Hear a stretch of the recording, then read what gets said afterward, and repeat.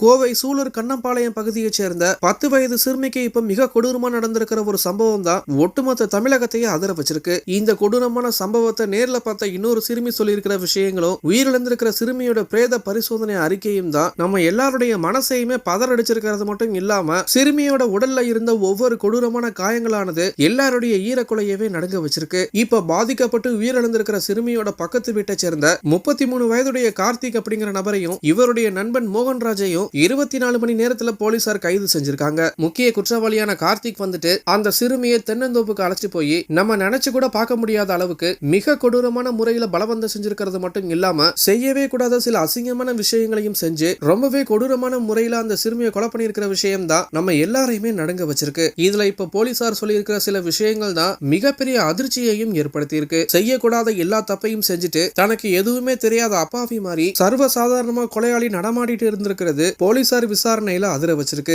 நேற்றைய முன்தினம் சிறுமி தன்னுடைய வீட்டு வாசல்ல தான் விளையாடிட்டு இருந்திருக்காங்க. அப்போ பக்கத்து வீட்டை சேர்ந்த கார்த்திக் அப்படிங்கிற அந்த நபர் வந்துட்டு வழக்கம் போல அந்த சிறுமி கிட்ட பேச்சு கொடுத்தது மட்டும் இல்லாம நயவஞ்சகமா பேசி இருக்கிறது மட்டும் இல்லாம சாக்லேட் வாங்கி தரதா சொல்லி ஆசை வார்த்தை கூறி தன்னுடைய வண்டியில கூட்டிட்டு போயிருக்காரு. கூட்டிட்டு போயிட்டு சாக்லேட் வாங்கி கொடுத்தது மட்டும் இல்லாம கார்த்திக்கும் அவருடைய நண்பர் மோகன்ராஜும் அந்த சிறுமியை 2 கிலோமீட்டர் தொலைவுல இருக்கிற ஒரு தென்னந்தோப்புக்கு அழைச்சு போயிருக்காங்க. அங்க அந்த சிறுமியை பலவந்தப்படுத்தி இருக்கிறது மட்டும் இல்லாம செய்யக்கூடாத சில கொடூரமான விஷயங்களையும் செஞ்சு உயிரிழந்த நிலையில இருந்த அந்த சிறுமிய பக்கத்துல இருந்த ஒரு ஏரியில தூக்கி வீசியிருக்காங்க. அதன் பிறகு கார்த்திக் தனக்கு எதுவுமே தெரியாத மாதிரி தனக்கும் இதுக்கும் எந்த விதமான சம்பந்தமும் இல்லாத மாதிரி ரொம்பவே அப்பாவிய வீட்டுல வந்து இருந்துகிட்டு இருக்காரு. சிறிது நேரத்துல தன்னுடைய மகளை காணா அப்படிங்கிற மாதிரி பெற்றோர்கள் வந்துட்டு தன்னுடைய மகளை அந்த பகுதி முழுக்க தேடி இருக்காங்க. பக்கத்து வீடு எதிர்த்த வீடுன்னு எல்லாருமே ஒண்ணு சேர்ந்து அந்த சிறுமியை தேடி இருக்காங்க. அப்ப குற்றவாளியான இந்த கார்த்திக்கும் தனக்கு எதுவுமே தெரியாத மாதிரி அவங்களோட சேர்ந்து அவரும் அந்த சிறுமியை தேடி இருக்காரு. ஒரு கட்டத்துல சிறுமியை காணா அப்படிங்கிறதுனால பெற்றோர்கள் வந்துட்டு உடனடியாக காவல்துறைக்கு தகவல் தெரிவிச்சிருக்காங்க.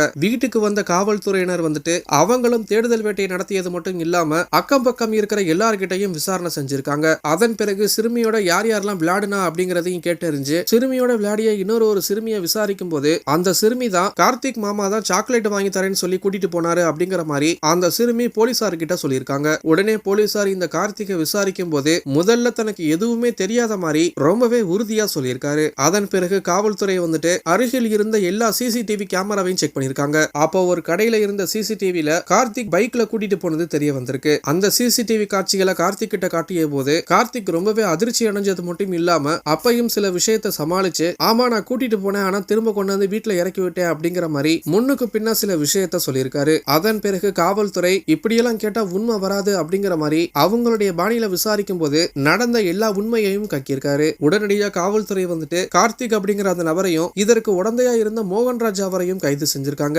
மேலும் கைது செய்யப்பட்ட இந்த 2 நபர்களையும் சம்பவம் நடந்த அந்த இடத்துக்கு அழைச்சிட்டு போய் சிறுமியை மீட்டெடுத்திருக்காங்க. உயிரிழந்த நிலையில இருந்த அந்த சிறுமியை பிரேத பரிசோதனைக்காக மருத்துவமனைக்கு அனுப்பி வச்சுட்டு குற்றவாளிகள் கிட்ட நடந்த விஷயத்தை எப்படி நடந்துச்சு அப்படின்னு விசாரிக்கும் போது முக்கிய குற்றவாளி கார்த்திக் வந்துட்டு தப்ப முயன்று அருகில் இருந்த செவத்துல ஏறி கீழே விழுந்தது மட்டும் இல்லாம அவருடைய கால் முறிஞ்சு அவர் இப்ப மருத்துவமனையில சிகிச்சை பெற்று வந்துட்டு இருக்காரு. மேலும் பிரேத பரிசோதனை முடிஞ்சு வெளியாயிருக்கிற அறிக்கை தான் ஈரக்குலையவே நடுங்க வச்சிருக்கு. அந்த சிறுமிக்கு உடம்பு முழுக்க காயங்கள் இருக்கிறதாகவும் வெறும் 10 வயசு சிறுமி அப்படின்னு கூட பார்க்காம ரொம்பவே கொடூரமான முறையில செதைச்சு அந்த சிறுமி உயிரிழந்து போற அளவுக்கு பலவங்கப்படுத்தி இருக்கிற விஷயம் தான் நம்ம எல்லாரையுமே நடுநடுங்க வச்சிருக்கு. இப்போ அந்த சிறுமியோட பெற்றோர்களும் அந்த ஊர் மக்களும் மிகப்பெரிய போராட்டம் செஞ்சுட்டு இருக்கிறது மட்டும் இல்லாம கைது செய்யப்பட்ட அந்த இருவருக்கும் உடனடியா தூக்கு தண்டனை கொடுக்கணும் அப்படிங்கிற மாதிரி கோரிக்கை வச்சிருக்காங்க. இந்த கொடூரமான சம்பவத்தை பத்தி உங்களுடைய கருத்து என்ன அப்படிங்கறத கீழே இருக்கிற கமெண்ட் பாக்ஸ்ல போஸ்ட் பண்ணுங்க. மேலும் இது போன்ற முக்கிய செய்திகளை தெரிஞ்சுக்க நம்மளுடைய சேனலை சப்ஸ்கிரைப் பண்ணுங்க.